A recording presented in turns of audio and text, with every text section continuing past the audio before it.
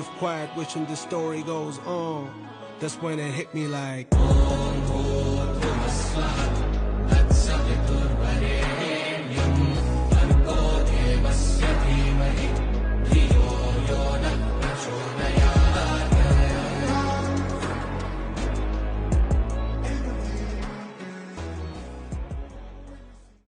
Good morning नाशिककर.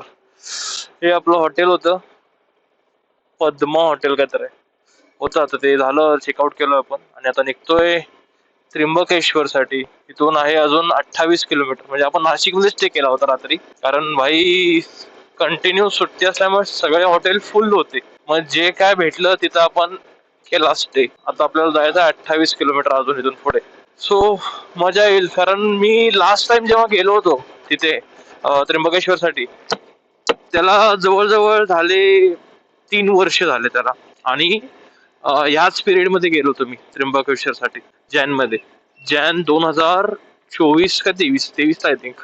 23 ला गेलतो. मग त्यावेळी आसपास मजा आली. पूर्ण तो रस्ता वगैरे मस्त आहे, एकदम प्लेन आणि मक्खन भाई, मक्खन रस्ता. डायरेक्ट सोयी करून जाते, आपल्याला काय बघायला लागत नाही. अरे बापरे, रस्ता बंद आहे इकडे, तर काय विषय हा, पुढून आहे का जाऊ बघू आपण. नाही, काम चालू आहे, रस्ता बंद आहे राव. तर त्या टाइमला मी इथे आलो होतो आणि मजा केली. म्हणजे नाशिक हे भाई मस्त शहर आहे.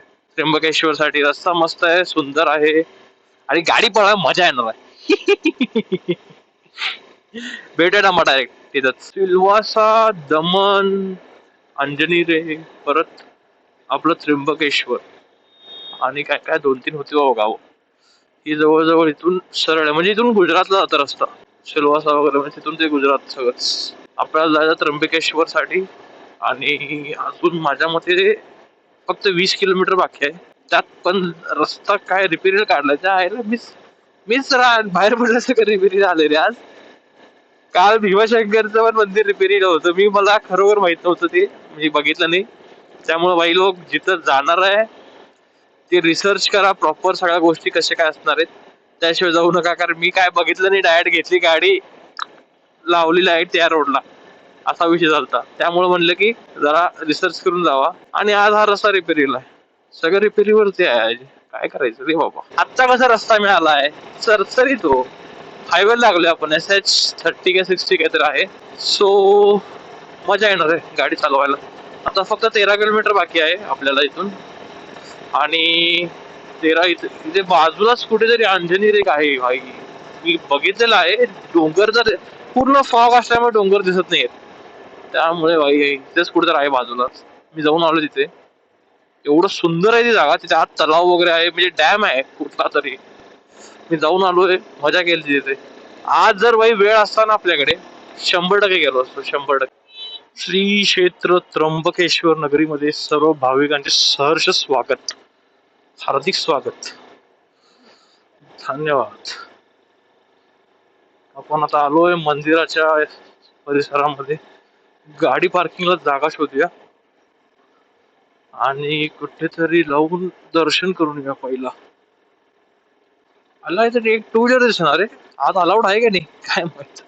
आज तर गाडी घेतली मी आता, एक 2 व्हीलर दिसत नाही इथे कुठे.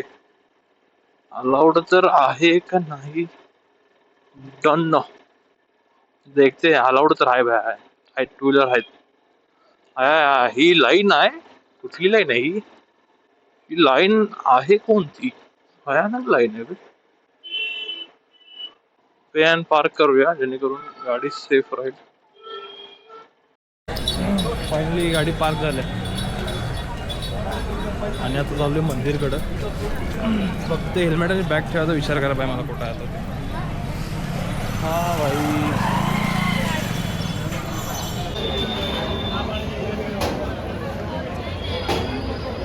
जसं जसं मंदिरापाशी चाललेलो तसं मला समजायला लागलं की मंदिरात दर्शनसाठी भयानक मोठी लाईन लागल्या. मग ठरलं की पहिला पास काढूया, VIP पास काढायला थांबलो. VIP पासला तर विषय वेगळाच होता, तिथं तर अजून मोठी लाईन होती. तिथं मला जवळजवळ गेले 3 तास. पास घेतलाय भावांनो, पास 3 तास लाईन मध्ये थांबून पास घेतलाय. आता आला वैताग. अजून इथनं एक लाईन आहे, त्या लाईनला फॉलो करायचं आता. ती पण जवळजवळ 4-5 तास लागणार, म्हणजे फिक्स आहे. संध्याकाळचे 6 वाजतीलच निघायला. बघू. फोनचं चार्जिंग आहे नाही 8%, फक्त 8%. आतमध्ये शूट करायचं आहे आणि मी गर्दी असल्यामुळं आपला 360 पण आणला नाही आहे, त्यामुळे आता लागणार आहेत. काय काय जी भीती होती तेच झालं. व्हिडिओ शूट करायच भेटले नाही, फोन स्विच ऑफ झाला. पण नशिबानं देवाचं दर्शन तेवढं मिळालं. मी म्हणलं अजून काय पाहिजे आपल्याला, दर्शन मिळाले, राहू दे व्हिडिओ शूट. आणि तशाच अवस्थेत मी निघालो कृष्णेश्वरसाठी संभाजीनगरकडं. फोनची बॅटरी 8% म्हणून सांगितलं तुम्हाला. त्या गर्दीत थांबूस तोपर्यंत म्हणजे माझ्या फोनची battery dead, phone switch off. दर्शन तर झालं पण भाई काय विषय, फोटो व्हिडिओ काहीच भेटले नाहीत करायला. पण ठीक आहे, आता काय देवाची मर्जी. कंटेंटसाठी थोडे आपण दर्शन करायला गेलतो. हा होतं माझं, म्हणजे दर्शन करायचं म्हणजे दर्शनसाठी पण गेलतो आणि कंटेंटसाठी पण गेलतो. पण कंटेंट तर काय भेटला नाही, म्हणजे शूट तर काय भेटलं नाही मला. पण ठीक आहे, आता काय जे झालं ते झालं, चांगलं झालं. दर्शन तर झालं नशिबानं. आता व्हिडिओ काहीच नाहीत माझ्याकडे ऍड करायला, त्यामुळे आता इथून निघतोय कृष्णेश्वर साठी. बघू यार कसाचा व्लॉग बनतो ह्याचा. हा व्लॉग कसा बनेल माहित नाही. मेन बोम झाली ती म्हणजे 5च्या लाईन मध्ये. तिथं चार्जिंग एवढं संपलं, कारण टाइमपास मध्ये मी सगळा फोन नेट चालू होतं, सगळं चालू होतं. मला समजलं नाही एवढा वेळ लागणार. मला वाटलं ते तासभर लागेल आणि आता हे होऊन जाईल. ठीक आहे, इथं पण गर्दी भरपूर आहे. निघतोय आता इथून. माझं 2दा झालं. पहिल्या लाईन मध्ये थांबलेलो, त्या लाईन मध्ये माझ्या पुढच्या 5 जणांपासून सांगितलं की 5 संपलेत. म्हणजे बघा ना, माझं एवढं नशीब फालतू होतं आजचं की 5 संपले म्हणून सांगितले.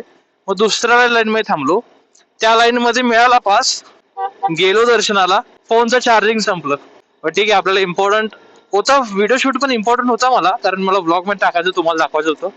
पण ठीक आहे, आता काय जे भेटलं नाही ते भेटलं नाही, काही त्याला काय करू शकत नाही आपण. सिम्पल आहे. सो जे झालं झालं. पुढच्या जर्नीवर लक्ष देऊ आपण आता. भाई मी खुश आहे. माझं दर्शन झालं मंदिरातलं वगैरे मी पाया पडलं, मनापासून पाया पडलो. खुश आहे मी खूप. पण असं नाही की भाई मी फोटोसाठी वगैरे एवढं खूप नाराज आहे. पण जे माझं काम आहे, जे मला आवडतं व्लॉगिंग करणे, ज्यासाठी मी म्हणजे हे चालू केलंय, व्हिडिओज वगैरे बनवणे वगैरे, ब्लॉगिंग करणे, ते जर माझं झालं नाही तर मला खूप वाईट वाटतं यार. म्हणजे मी त्याला प्रायोरिटी देतो पहिला. आपण तर काय त्याच्या पुढे जाऊ शकत नाही. सो त्यानं जे केलंय त्यालाच एक्सेप्ट करू आणि निघू पुढे. गंगा आरतीवरती दर्शन भेटतंय का बघू. So let's go to Panchavati. आता आपण पंचवटीवरती पहिला हॉटेलला जातोय, स्टे करतो, तिथे सगळं चेक इन करतो, सामान ठेवतो आणि मग जाऊ गंगा आरतीसाठी डिरेक्टली.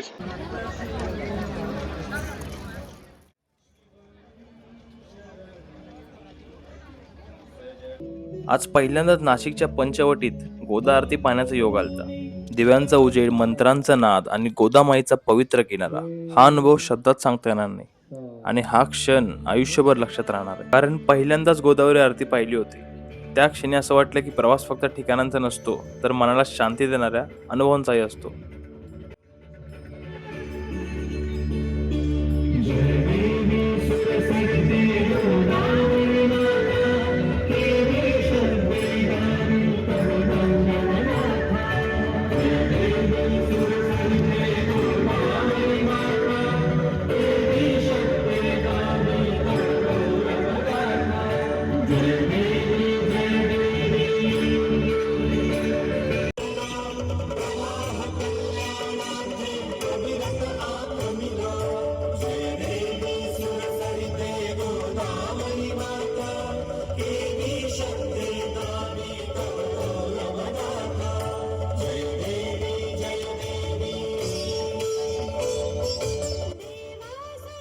पंचवटीतील गोदा आरतीचा हा सुंदर क्षण मनाला एक शांती देणारा आणि आयुष्यभर लक्षात राहणारा होता. तर नमस्कार, मी आत्ता आलो आहे रूमवरती. नाशिकमध्ये स्टे केला आज पण. तर सकाळी आपलं त्र्यंबकेश्वर झालं होतं, पण शूट नाही घेता आलं मला. पण संध्याकाळी जो मला सीन बघायला मिळाला आहे, आहा, जे माझं डिसिजन ते थांबण्याचं होतं भाई, ते एक नंबर. मला एवढं आवडलं गंगा आरती, म्हणजे गोदावरी आरती. मन एवढं समाधान झालं होतं की माझं तिथं, कारण मी आयुष्यात पहिल्यांदा अशी काय ते आरती बघालतो आणि ते एवढं भारी वाटलं तर मला. कारण भाई मी एवढा वेळ नाशिकला आलो आहे, पण मी असं कधीच इथे म्हणजे एक्सप्लोर केलं नव्हतं नाशिक. खूप वेळा म्हणजे मी 6 महिने जॉबला इथे होतो पण मला कधीच एक्सप्लोअर करता आलं नाही. त्यामुळे म्हणले की भाई यावेळी आज करायचं आणि जे केलं ते भाई जबरदस्त होतं, मला लय आवडलं.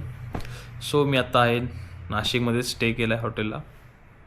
आता उद्या निघतोय सकाळी सकाळी कृष्णेश्वरसाठी लवकरच 5:45ला निघेन लवकरात लवकर, जेणेकरून माझं 9, 9:30 तरी पोचून जाईल मंदिरात, कारण 180 किलोमीटर आहे. सो उद्या ते करायचं आणि लगेच रिटर्न निघायचं खोपोलीला. सो उद्याचा लास्ट दिवस आहे ट्रिपचा, एन्जॉय करायचा. सो भेटू उद्या. झोपतो लवकर कारण उद्या सकाळी लवकर उठायचं आहे. Good night.